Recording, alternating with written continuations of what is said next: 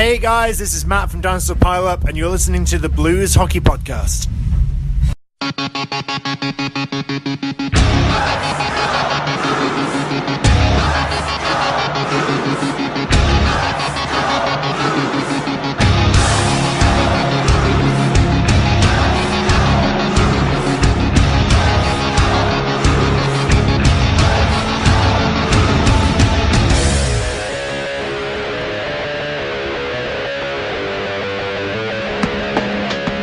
Welcome back to Blues Hockey Podcast. I'm your host, Jason, along with Chris. Yo!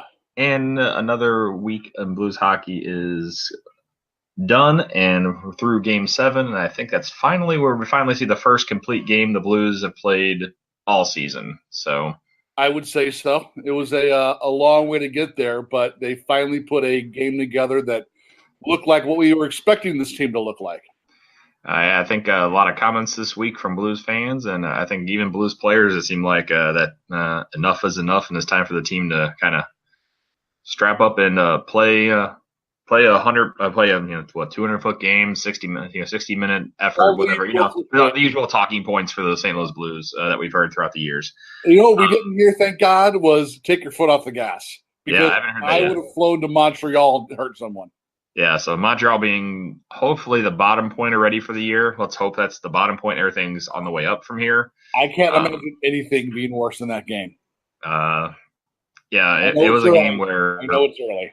It's early, which is sad. So we'll talk about those two games. Not too many roster moves, but some interesting, healthy scratches this week for the Blues, especially during the Toronto game. Interesting lines for the Toronto game, but they seem to kind of work. I was surprised at one move, and we'll talk about it during the game. And we'll look forward to what's coming up in the future for the the couple of weeks for the podcast. We've got some good stuff lined up for you, and we'll give you a little preview of that.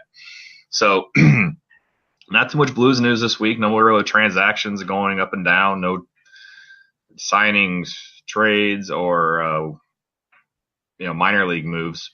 Pretty much the Blues kind of went with what they had, it seems like. So Montreal game comes up. Homecoming for David Perron, like always. Fan favorite David Perron. Fan favorite David Perron, thank you. God, I need to remember that. So the other thing that Montreal kind of expected not to do well this year, kind of be a dumpster fire, but they're going to this game, they're 3-1-1. So surprising everybody with their speed and let's go with youthful exuberance, maybe. Carey Price. They do have Carey Price, so that's always the X factor when he's healthy. World's most expensive goalie. Yeah, for right now. Side note, I just saw this the other day when people were talking about Sergei Bobrovsky possibly being available for the Blues to pick up in case something happened with Allen or whatever. In the offseason, supposedly he's looking for Carey Price money. Nope. Yeah, so that's not going to happen. So interesting there. So anyway, into the Montreal game, and maybe this. I had the same thinking where I'm like, all right, this should be a cakewalk. Maybe the team had that too because they looked like garbage. Well, I think you had a situation where the Blues had been on a winning streak against Montreal. They had won 6 straight, I believe, was the number. Yes. Or maybe it was either 6 straight overall or 6 straight in Montreal. Either way, a lot of success against this Canadiens team, who in recent years has not been very good. The problem is the Blues themselves right now are not very good. I think they were looking at this as maybe kind of a hockey version of chicken soup to get themselves right and get out of this funk. And as we'll get into, that didn't quite work out that way. No. And our what's our favorite line when to start a game when somebody scores early? Right. Blues hockey brought to you by Bud Light. And Montreal scores. So 39 seconds in, Max Domi gets his first of the year, his first with the Montreal Canadiens from Lehkonen and Riley at the 39-second mark. And it was a weak goal. Weak goal, a bad play by Jay Bouwmeester, who pinched up along the boards, and basically a puck gets right by him, and Max Domi, I would say maybe a 2-on-1, but they were back, the forward was back checking on him, and it was a backhand shot, and I guess it just fooled Jake Allen here, and it goes 1-0 Montreal 39 seconds in. Didn't even turn the game on. I saw the text from you, and I was like, oh, great. And that was the text was, Blues Hockey brought to you by Bud Light. So I knew it wasn't good. So no, it wasn't. It was not especially coming off the last game, you wanted this team to have some fire. And this is not the way you wanted to start this game. yeah, coming off the loss to Anaheim, you wanted to the Blues are not playing well at home. You don't want to come out and like you said, have some fire, maybe at least show some effort, and then literally not even a minute in, you're down, and you could tell in their play after that. It was like, you could tell it was like, uh-oh. And they were scrambling, and like we talked about last episode with the man-to-man kind of thing, it's just not working. And this game proved it again. It just wasn't working. They were like, the shots weren't as bad as the Chicago game or the Anaheim game, but there's a lot of like high volume chances and high percentage chances, and not great in the first period. No, they just weren't. And you hit the nail on the head. And it's something that I've complained about with this team for years is when this team gets into a funk, you could see it in their demeanor and in their play immediately. They get defeated, they drop behind, and they just go into a shell. And it's very frustrating because in the big scope of things, all right, so you gave up a goal in the first minute. You've still got 59 minutes and change to score a goal. That should be very easy to do with the talent you have on this lineup. Yeah, and I think the other thing, too, was the shots in the first period. The Blues had 3. How many? 3. Right. And Montreal had 10. The second period was a little bit better here, where didn't start out great. I don't know if you remember this part where I made a note here. Blues had a power play, and Montreal cleared the puck, and it hit a partition in the glass, and Allen was already coming out, and he hit a dive back in the goal to make the save. Oh, yeah. And that was one of those where I was like, man, that could have been real bad. And, if that went in, that was pretty much like I knew this game was over just because of I wouldn't it was a weird play, but it's one of those things where it's just one of those plays where of course it happens. If that had gone in, and I hate to say it because like you said, it's a fluke play. Had that gone in, I think that would have spelled the end for Jake Allen. For at least this game, and then who knows from there, because it's just like everybody just... I think certainly for this game, and as bad as this team has played, and as much of a mob mentality as there is right now with people calling for his head, I don't know if Jake Allen survives that, if that goes in. And you could say it's a fluke goal all you want, and it is, but you better believe that would be getting shown all over the place again and again and again. And that's the type of dumb crap, man, that when a team is on the ropes the way that this team is, stuff like that costs people jobs. Yep. And luckily the Blues, this kind of second period, like the Blues didn't get too many power plays, but luckily the one they got, it was a shot from the point here, and Vince Dunn gets his second of the season with Tarasenko and O'Reilly at the 321 mark. Just good job in front by Pat Maroon and Ryan. Ryan O'Reilly was in the high slot and had an extra screen basically, and he jumped right at the perfect time for this puck to get through, and Carey Price did not see this puck at all. Nope. So really good play by him. Vince Dunn back in the lineup after getting sat last week. Hallelujah. And as somebody pointed out on Twitter, I want to say it was Jeff Jones, or maybe it's very odd that from a guy who's getting sat, less than 2 games later, he's working with the number 1 power play unit and on the first pairing with Alex Pietrangelo. Yeah, I don't understand that benching, and I'm not a conspiracy theory guy by any means, but I kind of wonder if something happened behind the scenes and he was quietly being disciplined for something. I don't know, because I can't think of any rational reason why you sit Vince Dunn for 2 games as a healthy scratch when this team is struggling the way it is on offense, not necessarily on offense, but on defense, when he has not only been solid on defense, but contributing on offense. Yeah, I think that contributing on the offense, like if you look at the fancy stats, technically he was the fourth best defenseman so far. That's according to what I had, when I was doing my research. But like I said, offense, he was moving the puck out. He does have a couple of goals so far. Like we will point out, Pietrangelo has not been great.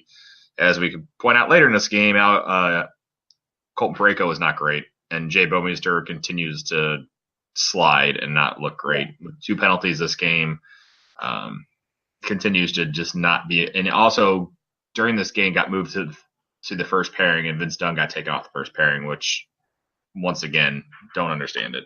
So back into the game, Mike Riley gets his first of the year from Charlie Hudden and Jonathan Drouin at the 7:42 mark. Power play goal. Go up yourself, Kevin Shattenkirk. So Jonathan Drouin, Taylor Hall, whoever once we hear those two, we always kind of curse Kevin Shattenkirk's name. So kind of a broken play, but Mike Riley walks in and takes a shot from the high slot, and it beats Jake Allen. He was screened in front, so it was tough. It was a tough play. Yeah, there's you can't blame this on Jake Allen. It was just a good play by the Canadians and solid goal. Yeah, so I think I thought overall Jake Allen was not outside the first goal was okay this game. I agree. Made some other good saves. He did rebound after this goal, the first goal, which was encouraging to me. Yes. So I'll say that much. Let's try to look up the positive of everything. I agree. So the Blues didn't start playing this game until the third period. They were shorthanded quite a bit at the end of the second period. They had 3 penalties in the second period, which didn't help things. Jay Bouwmeester had another. He had 2 this game, so that didn't really help. But it got made up in the third, where Montreal was penalized at the 3-minute mark, the 12-minute mark, and the 15-minute mark. So it seemed like Montreal was just rolling from one penalty to another. Yeah, especially near the end of the game. So finally, off a really good pass from Alexander Steen, Braden Chen gets his third of the year from Steen and Perron. That's Perron's first assist this year. He's had 4 goals so far, and that was his first assist. So at the 16:31 mark, like I said, another power play. Like the Blues are living on the power play this year compared to past seasons where it hasn't been great at all. Hey man, it's one of those things that needed to be addressed, and it wasn't. It worked. I mean, remember we were was it 2 or 3 years ago, where the team started off on a ridiculous clip on the power play. Yeah, and then it just went nowhere after that. Yeah, straight down to the tubes. Yeah. But it seems like the Blues always are feast or famine when it comes to the power play. And as of right now, it's what's keeping them in games. It's not winning them any games, but it's keeping them in games. And also, it's great to see Braden Shen start to heat up because the first week of the season, he was fairly inconsequential. And, going back to the Chicago game and then the Anaheim game and this one, it's nice to see him start to get his game back and start to contribute on the score sheet. Yeah, so right here, the Blues really played well this period until the unfortunate thing that happened in the last seconds here. Oh. I know. So you think the game's over here. The puck's cleared into the Blues end. Colton Parayko goes back to get it. He's on the ice with Joel Edmondson. And he's on the right-hand boards, the right side of the goalie. Instead of going maybe behind the net or even just trapping it and just running out the clock. Say again? Or taking a walk with it. Yeah, or the guy was charging in who was Thomas Tatar. He decides to go across to Edmondson, who is kind of in the slot area, which is maybe not the best move, but he fans on the puck. And the puck just kind of pokes out, and Tatar taps it over to Brendan Gallagher, who taps it just past a sliding Jake Allen. And with 11 seconds left in the game, Brendan Gallagher gets his 4th of the year for Thomas Tatar. The Blues lose. I call it, as we've said, me and you have said with certain football teams, unfortunately, like yours, unfortunately, a soul murder. Oh, this was soul murder. This was for sure a soul murder game. Yeah, the Blues, like I said, came back and played really well. It was only the 6th shot of the period for Montreal there. I had to check out of the Blues for a good 24 hours after this game. Twitter was tough to look at afterwards. Let's put it that way. Yeah, I hit you up and I was like, dude, I think I might be done. Because, look, we've been very, very fortunate. While it hasn't equated to a Stanley Cup or a ton of postseason success, this team has, by and large, been very successful the last handful of years.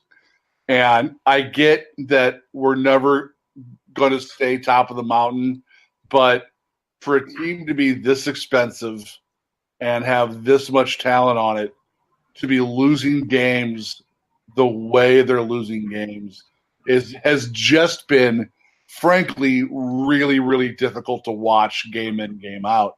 And this was one of those where, especially coming off of the Anaheim game, which you pretty much lost the exact same way, with a bad turnover in your own end, coughing up a goal, and then you, instead of having 1 point, maybe 2, you get 0 points.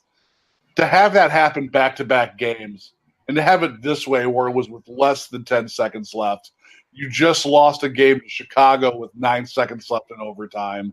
You just lost a game to Anaheim where you coughed it up in your own zone again. It was not a good 3-game span to be a Blues fan. Yeah, it was a tough one to, like you said, you wanted to check out on, but it's tough at the end of the day and it was 3 different players too on top of that. So it was someone else. And it's the type of stuff that you expect rookies or people who aren't familiar with the NFL game to make these type of mistakes. But when it's happening with your captain, when it's happening with someone like Parayko, when it's happening with some of these guys who've been around the block a few times, it's just soul murder. It really is. There's no other way to put it. And you and I both were just like, I might be done. I'm 7 games into the season. I think I told you, I don't know if I can do this for another 70 plus games. Yeah, it was a little tough. So there's a couple quotes at the end of the game I wanted to kind of rattle off and see what you think. And another telling thing, which people pointed out, which the people who haven't really talked after games, we're calling the quote unquote leadership core, like Pietrangelo hasn't really talked about, at the end of every game, the media department puts up 3 numbers on the boards, and that's the 3 guys who kind of to go to and talk about. And Alex Pietrangelo really hasn't been that guy, which I don't read into it too much. Maybe a lot of other people did. Braden Shen was one of those guys who stepped up this game, and his quote was, "At the end of the day, it's about winning hockey games. It's not about scoring on the power play. And we've got to get back to little details of our game and just be better in all 3 zones, taking care of the puck. Little things like that win you hockey games, and we're just not doing that right now." Which is true. The Blues didn't look good in all 3 zones, and really in maybe the third period you might be able to say they kind of looked better, but it shouldn't take 40-plus minutes to get into a hockey game every game. I agree. Here's the thing is, and I love that quote from Braden Shen, and he said similar things last year when the team was going through a bad spell. And what bothers me is Braden Shen's been with this team for a year. This is year 2 for him. Yeah. And it seems either through the fact that he he either chooses not to speak or whatever, that Braden Shen has more passion for this team than Pietrangelo does. There isn't a lot on ice that I think wearing a C on your sweater really means in the grand scheme of things. It doesn't mean anything on the ice. Mm-hmm. But off the ice it does. And one of the things that it means is you need to be the guy who talks. You need to be the guy who stands up and not only accepts the accolades, but shoulders the blame. And Petro isn't that dude.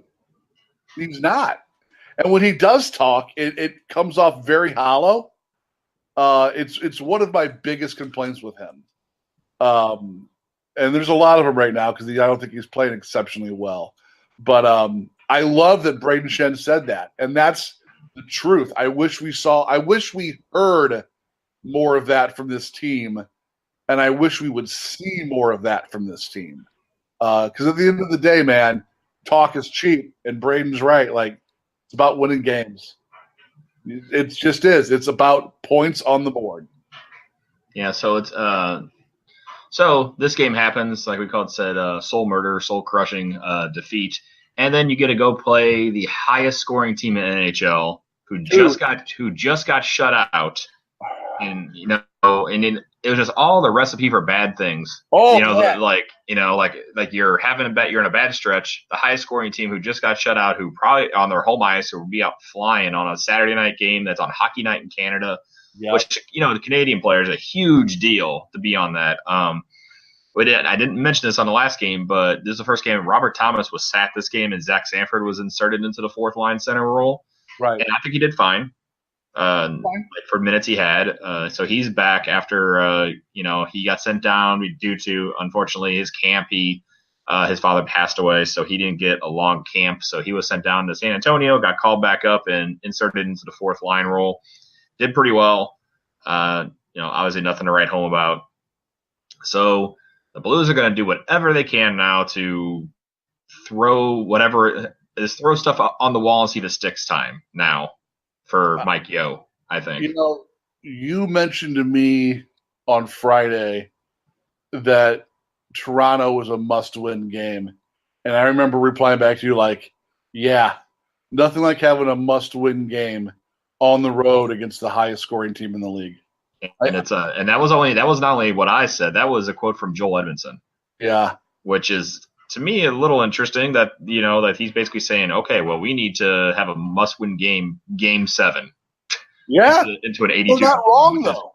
Well, true, but it's just very wow, did not see this. I didn't expect the Blues to come out and be, man, if they came out, we're like 6-1-1 or whatever so far, great. Did I expect it? I expected a little gelling to happen. You might not see maybe a high scoring team yet, but man, they haven't played a really good game so far. Even that game against Calgary wasn't great. Well, it wasn't a solid 60. Yeah, the last period was awful. And we mentioned this. I know we've mentioned it on Twitter. I believe we talked about it in the last podcast. The thing that is most troublesome is it's not your offense who's letting you down this season. It's your defense. And that's the one part of the Blues team that wasn't supposed to need any fixing this year. The Blues defense was fine. We knew the difficulties we have in goal. We knew the problems we had on offense. And we went out and we spent a lot of money on offense. And so far, knock on wood, it seems to be paying off. But your defense can't stop a shot and can't stop anything. Yeah, it's been tough. And there's been a lot of articles written, stuff said on Twitter and all the other things about what's going on. Is it a system deal? Is it the players? Is it the coaching? I don't know. I think it's a good mix of everything right now. The players are in the middle of mixing, getting their chemistry together. I think the man-to-man system, that if you watch, it's terrible. I looked at the DVR of one of the first games, the Winnipeg game, because I was at that game. You watch them, they were running around with their heads cut off half the time trying to chase down players. In the Chicago games, they were just running around after players, and it does not look coordinated at all. I'm not a real fan of that, and it's going to wear you out. Like we've said, they didn't look good in any of the third periods so far. They look tired every third period. So I think some fundamental changes were needed, and I think at least adjustments were made for this Toronto game. And they look better. Let's put it that way. The first period, not much going on in this Toronto game. Well, let's talk about the biggest adjustment that was made going into this game. Yeah, let me go into this game. So the lines were shuffled first. Let me get into the lines were shuffled first. Jordan Kyrou has moved down to the fourth line. Ivan Barbashev has shifted to the center position with Sammy Blais on the left-hand side. Tarasenko is back with Shen and Schwartz. Yep. And the second line is consisted of Ryan O'Reilly with David Perron on the right-hand side and Zach Sanford on the left. So Zach Sanford gets moved from the fourth line to the second line, which I was like, okay, I guess we'll see. And I don't know what I'm talking about because, as you see into the game, the third line stays the same of the veteran line, kind of like checking line of Bozak, Steen and Maroon. this is the first time Bozak has been back to Toronto. He's always played with the Maple Leafs, so he's in a different uniform for the first time playing in Toronto. So that was kind of they gave him a nice little video. That was cool to see. So defense-wise, Parayko gets slid to the third pairing along with Schmaltz. Excuse me. Yeah, because let's see, Dunn gets moved with Pietrangelo. Edmondson and Bortuzzo are put together. So I'm not mentioning one other player. Blues fans are very happy. I know who that name is.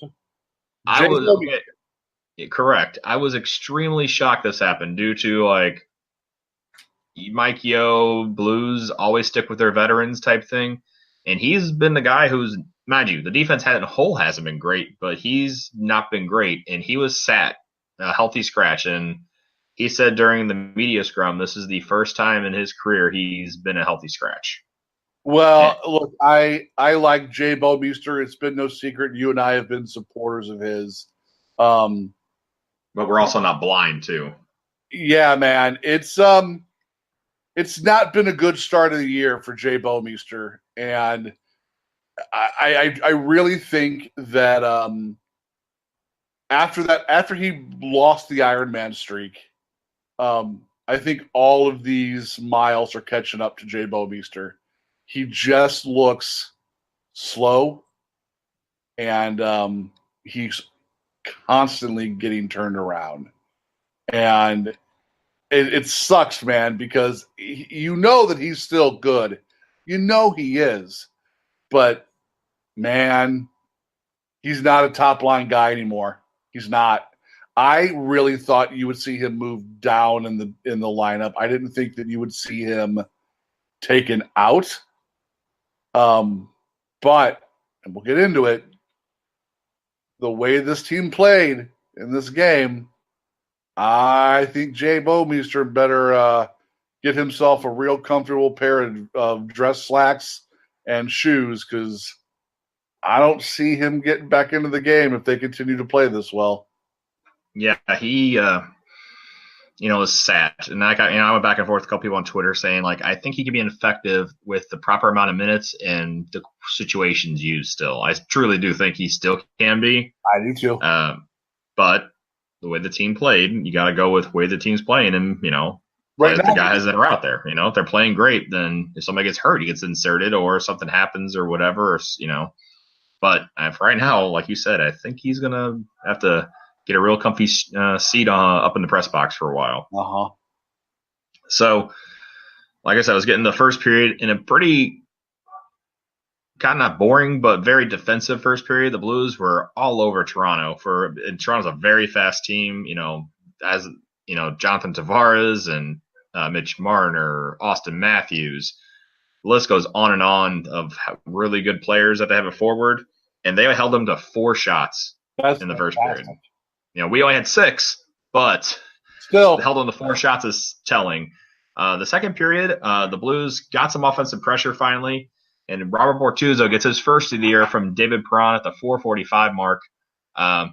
Blues had some pressure, and he basically gets a shot from the high slot area, and it hit a stick on the way in, which I thought was either Ryan O'Reilly's or I thought it was Braden Shen, but Braden Shen missed it, and it actually hit the Toronto player's stick and deflected past Frederick Anderson.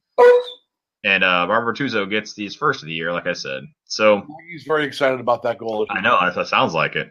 So Blues continue to play well here, and as we alluded to before, Zach Sanford gets his first of the year off a nice play by David Perron. His first of the year from Perron and Pietrangelo, 13:05 mark. A really awesome short side wrist shot that beats Frederick Anderson high glove side. So I thought it was really awesome for him. He, was very composed and everything, because this is the first goal that he's had. Obviously we talked about since his father passed away. Right. I believe it was Perron who went over and grabbed the puck. Either Perron or I believe O'Reilly grabbed the puck for him, and he got the puck after the game of that goal. So real emotional time, and I thought that was a real classy move by, I think it was Perron or O'Reilly. I don't remember who grabbed it. So, but speaking of Ryan O'Reilly, he gets his first of the year from Tarasenko Maroon at 16:37 mark. Tarasenko gets a puck behind the net, gets a pass to wide open Ryan O'Reilly who's in front of the net, who bangs it past the sliding Frederik Andersen. And the Blues are rolling 3-0. It looked really good this period for numerous reasons. The team is just stopping them from entering the zone. It looks like the man-to-man thing is over with from what I could tell. God. It just another 4 shots against this period. So only 8 shots total. The Blues only had 13, mind you. Toronto, 8 shots, 2 periods. Yeah, and mind you, we only had 13, but we had some really good chances of those 13. The third period is a little bit looser here, unfortunately. A couple of power plays for each team, especially late. Jaden Schwartz had a very weak hooking call, in my opinion. So it kind of opened up in this third period, which was, I didn't like to see. But Jake Allen made a couple hell of a saves here. One on I marked down on Patrick Marleau, where a defenseman took a shot pass, and Marleau was set up in front and deflected it, and Jake Allen made a really nice sliding right pad save, and he made it. Overall, he made the saves that you need to keep a team in the game. I mean, we'll get into the goals here, but I just want to point out that I think that's the Jake Allen that I would like to see. Yes, please. Is he going to have games where he's not great? Every goalie does. But I just want them to be few and far between. Unfortunately, it seems like we have them every third game. Let's make it every 10th game. And then I think if you have something like that, I think the rioters will calm down. Like you saw a lot of not too many people going off on Jake Allen in the post game of this one. So it was a solid team effort this whole game. Yeah, I mean, it was the Blues. Everybody played well. It was a team game. Toronto does have a goal here by Morgan Riley, his 4th of the year for Marner and Gardner, the 4:22 mark to make it 3-1. And you're a little worried where they had some pressure here, and like I talked about, the Marleau chance was after the goal, so I think that kind of spurred the Blues to kind of play really well. The Blues do technically get a shorthanded goal. It's an empty net goal. Ivan Barbashev, who is turning into a really, really good fourth line player. Maybe it sounds bad saying that, but he's a guy who has been inserted into the penalty kill unit to kind of take over for the maybe Vladimir Sobotka, Patrick Berglund role, and he did really well. He did on the Jaden Schwartz penalty, where Schwartz is usually out there. He came in and stole the puck a couple of times. It had trouble getting it out, but at least he held it along the boards where it was killing time. And probably my new favorite play is Ryan O'Reilly. Watching him during this sequence where he was so tired, but he was constantly fighting for the puck, getting the puck out, making it hard for the guys on the point they had a 6-on-4 at this time.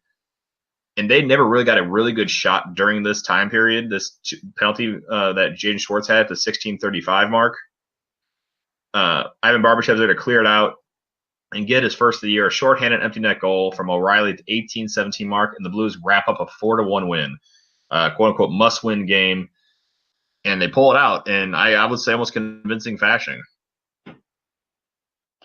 Let's also not forget that Tarasenko put one off the post in this game too. It could have been 5-1 very easily. Thank you for pointing out. What you talked about and what's very true is that this was the first time all season that I feel like this team has put 60 minutes of hockey together. And it just goes to show you how good and how dominant this team can be. Did we catch Toronto in the beginning of a slump of their own? It appears to be, after being shut out the game before. Then this game, we didn't get the best Toronto has to offer. But hey, man, that's not in our control. What's in our control is how the St. Louis Blues play. And I think, as we noted, coming off of 3 just crushing defeats, this was a must-win, and the Blues stepped up and won this game. Yeah, with the Blues, you think about any of those games too, where if just one puck luck went the other way, instead of getting only 1 point out of those 3 games, we easily could have possibly had 4 to 6 points. Easy four. You figure you pick up the other point in Chicago, and a point out of Anaheim and a point out of Montreal. At least. And then who knows if something happened where you got an extra point of those. Yeah, no, you're 100% right. 100% right. Yeah, so like I said, hopefully right now the puck luck maybe not on the Blues side. Hopefully it's starting to turn with this Toronto win.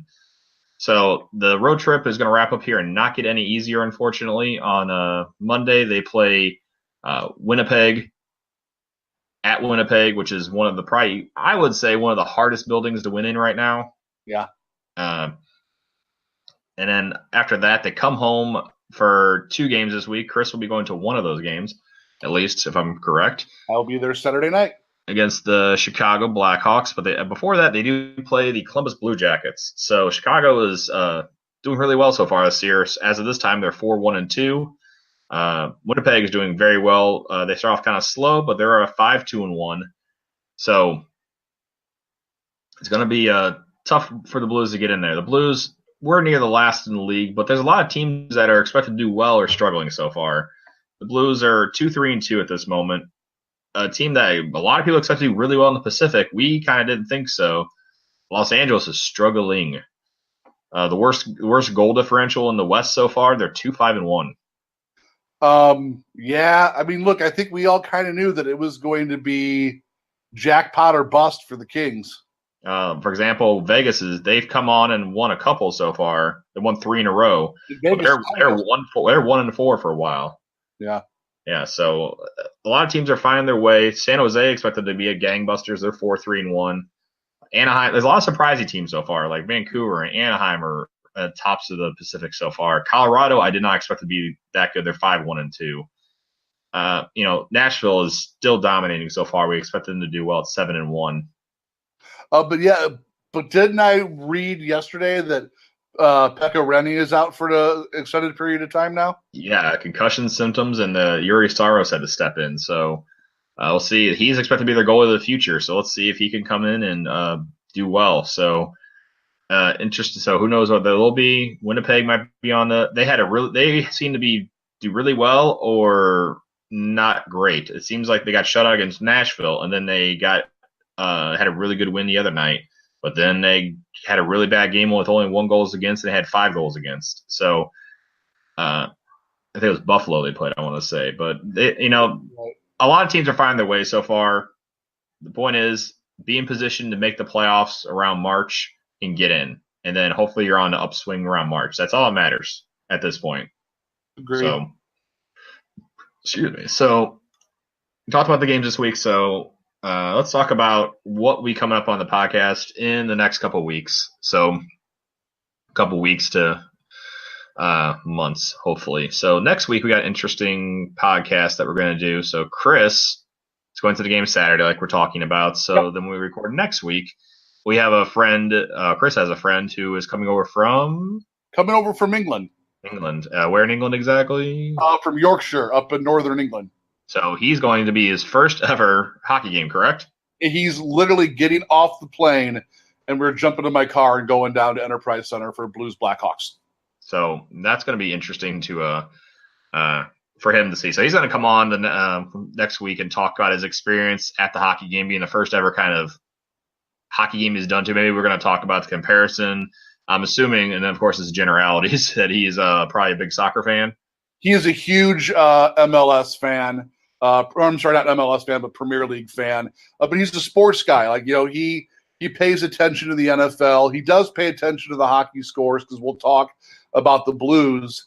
He's tried to watch games, but he's very excited to go because the one thing he says, and I think most people just starting getting into hockey say this, is that it's hard to follow the puck when you're watching TV. So he's excited to go. And it'll be very interesting to get a Brit's point of view on how going to an NHL game, specifically a big rivalry game like Blues Blackhawks, which is widely considered one of the best rivalries in the NHL, compares to going to an English football match, as we'll call it, because those guys get rowdy in there. Yeah. So it'll be fun. Yeah, so I'm interested to see what he thinks of not only watching And a if game you of have hockey, but also the Blues. If you have questions, submit them. Yeah, go ahead and submit them if you want him to answer any questions about what he thinks. We're going to try to run the gamut of all the what he thinks of not only the Blues, but in-game experience, actual game experience, stuff like that. And speaking of your in-game experience, in the coming weeks, you're also in the process of nailing down an interview with Miss Carly Lawrence, who is the new in-game host for the St. Louis Blues. Yep. So she's a comedian, I guess an in-game host, and she is a former NBA dancer / host. I think I saw with the Memphis Grizzlies, so that's be interesting. I'll talk to her about that and talk about numerous other topics. So that'll be in the coming weeks as well. So some different stuff coming your way for the podcast into the end of this year. So we're gonna try to change it up and have at least a guest or something like that every once in a while, just to change it up so you're not listening to the same thing over and over again. That's what we like to do here. So if you need to get a hold of us on Twitter, it's at Blues Hockey NHL. I'm at Hossapalooza. So also we are on Facebook, it's Blues Hockey Podcast, and Instagram, Blues Hockey Podcast. Also, if you want to listen to us, the main place to find us is iTunes, Spotify, Google Play, and Stitcher, and of course our website, blueshockeypodcast.com, and also .net if you need to. So, and last but not least, we're going to keep saying it until it comes up, WWE night is November 3rd. Buy your shirt. You get your shirt over at glassbangers.com and just search Blues Hockey Podcast or even Blues, and you can see everything they got there. So they're going to be running some. No offense to the Blues, our WWE shirts are better. Correct. Yeah, me and Chris will be at the game. We want to meet as many people as possible. So get your shirt beforehand. I talked to the guys at Glassbangers. As long as you order pretty much by that Monday beforehand, which is the 27th? No. 28th. 28th. Yeah, you order on the 28th. They can get it to you by that like Thursday or Friday. So that'll be the cutoff point is that Monday. So I'll make sure I'll put it out there on all our socials to make sure you get it by then. Yep. And they're going to keep running specials. Right now they got some Halloween themed hockey shirts out there, some horror shirts. They're called horror hockey shirts. Not horror hockey shirts. Right. Well, either way, I mean, completely different there. So, I would interested to see what horror. Anyway, no, last thing. So that's about it. So that's everything. Anything you got to add, Chris? No, I think we've covered it. We're good. So looking forward to this week in Blues hockey. Chris is going to be at the game. Hopefully you bring home a winner. So far we have not the games that we've been into. So hopefully. Yeah, I am 0-1 as well. So hopefully they can bring home a winner. And we will talk to you guys next week. See ya.